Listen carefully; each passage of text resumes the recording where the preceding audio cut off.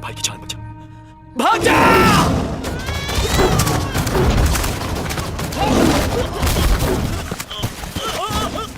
नमस्कार दोस्तों, स्वागत है आपका हमारे आज की नई वीडियो में। दोस्तों आज हम बात करने वाले हैं जंगल के दो सबसे ताकतवर और खूंखार जानवरों के बारे में, जिनकी ताकत की पूरी दुनिया है मुड़ी। दोस्तों भारत वैश्विक बाघों की लगभग 75% आबादी का घर है। दोस्तों भारत एकमात्र ऐसा देश है जहां बाघ और शेर दोनों ही एक साथ पाए जाते हैं। यूं ही थोड़ी भारत को दुनिया वाले बाघों का और शेरों का देश कहते हैं। दोस्तों टाइगर से पहले भारत का राष्ट्रीय जानवर शेर था। यहाँ सवाल यह है कि आखिर शेर से राष्ट्रीय पशु का दर्जा क्यों छीना गया? क्या बाघ जंगल के राजा से भी ज्यादा ताकतवर होता है?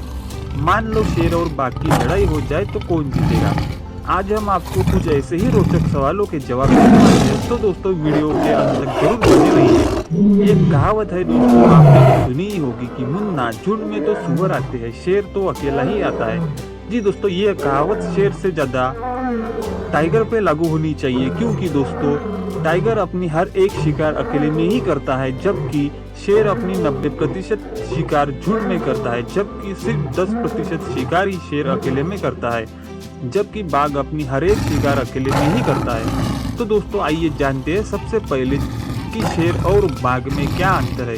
एक टाइगर का वजन 250 से 465 किलोग्राम तक हो सकता है, वही एक शेर का वजन केवल 170 से 360 किलोग्राम तक ही होता है।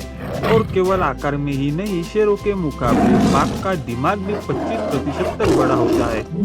शेरों की तुलना में बाघों के दांत भी ज्यादा नुकीले और मजबूत होते हैं। बाघ के पंजे का एक झटका भालू की खोपड़ी तोड़ने के लिए भी काफी होता है। यूं ही थोड़ी सलमान खान एक था टाइगर, टाइगर अभी जिंदा है कहते हैं। दोस्तों शेरों के मुकाबले ज्यादा फुर्तीले और आक्रामक होते हैं बाघ। बाघ शेरों के मुकाबले ज्यादा चुस्त, फुर्तीले और आक्रामक होते हैं, क्योंकि वे अकेले ही शिकार करते हैं, जबकि शेर अपने परिवार के साथ शिकार करता है। दोस्तों कुछ शेर तो आलसी किस्म के होते हैं, वे ज्यादातर समय आराम से सोते ही रहते हैं। कभी कभी तो शेर 20-20 घंटे सोने में ही गुजार देते हैं। बाघ बेहद क्रूर और हिंसक जानवर है। चाहे उसे भूख लगी हो या ना लगी हो, वो शिकार को देखते ही उस पर झपट्टा मार देता है। लेकिन दूसरी तरफ शेर केवल पेट भरने के लिए ही शिकार करते हैं। शेरों को अगर भूख न लगी हो तो उन्हें किसी से ज्यादा मतलब नहीं होता, वे आराम ही फरमाते रहते हैं। दोस्तों वैज्ञानिकों का कहना है कि बंगाल टाइगर और अफ्रीकी शेर के बीच में अगर लड़ाई हो तो 90% संभावना है कि टाइगर जीतेगा, क्योंकि दोस्तों टाइगर शेर से थोड़ा तेज, यकीनन क्रूर और अधिक फुर्तीला होता है। एक बाघ शेर से 5% लंबा और 8% भारी होता है। दोस्तों अब बात करते हैं हाइट और आकार के मामले में। तो दोस्तों कैट की दुनिया में सबसे बड़ा जानवर बाघ ही होता है। उसकी लंबाई 12.5 फीट और वजन 250 से 465 किलोग्राम तक होता है। दूसरी ओर शेरों का वजन 170 से 360 किलोग्राम तक होता है और लंबाई 6.5 फीट से 11 फीट तक होती है। दोस्तों अब बात करते हैं स्ट्रॉन्गनेस के मामले में। तो दोस्तों मांसपेशियों की ताकत के मामले में बाघ अधिक मजबूत होता है। कैटेरा वंश की 5 बड़ी बिल्लियों में से शेर दूसरे नंबर पे आता है, जबकि पहले नंबर पे बाघ ही आता है। दोस्तों नर शेर ज्यादातर शिकार नहीं करते, 90% तक शिकार शेरनी ही करती है। शेर तो बाकी जानवरों से शेरनी की रक्षा करता है और जंगल में गश्त लगाते हुए यह सुनिश्चित करता है कि कितने इलाके पर उसका शासन है।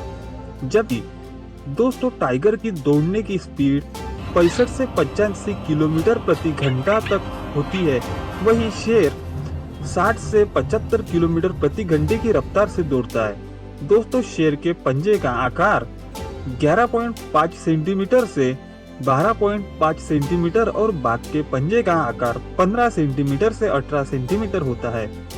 दोस्तों अब बात करते हैं जबड़े की, क्योंकि दोस्तों शेर और बाघ शिकार के लिए अपना जबड़ा और दांतों का ही प्रयोग करते हैं। इस मामले में दोस्तों शेर के काटने वाला बल 650 psi होता है, तो बाघ के काटने का बल 1050 psi होता है। एक जंगली भैंस का शिकार 3-4 शेर साथ में करते हैं, तो बाघ अकेला ही करता है। दोस्तों अब बात करते हैं दहाड़ और आवाज की।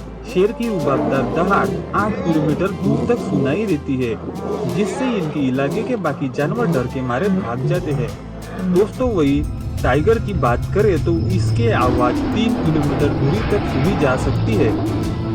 दोस्तों, बाघ जंगल में अकेले रहते हैं, अकेले शिकार करते हैं और उनका कोई निश्चित क्षेत्र नहीं होता, जबकि शेरों का अपना परिवार होता है, अपना एक इलाका होता है। जिस इलाके की रक्षा करना, अपने परिवार की रक्षा करना मतलब प्रजा की और राज्य की रक्षा करना। शायद यही गुण शेर को जंगल का राजा बनाता है, क्योंकि कोई भी राज्य की प्रजा तभी तरक्की कर सकती है या सुकून से रह सकती है जब राज्य में शांतता बनी रहे और कोई आक्रमणकारी घुस ना आए। और यही देखभाल करना शेर का कार्य है, इसीलिए शायद जंगल का राजा शेर ही होता है। दोस्तों, ऐसे ही रोचक वीडियो देखते रहने के लिए हमारे चैनल को सब्सक्राइब जरूर कर दे।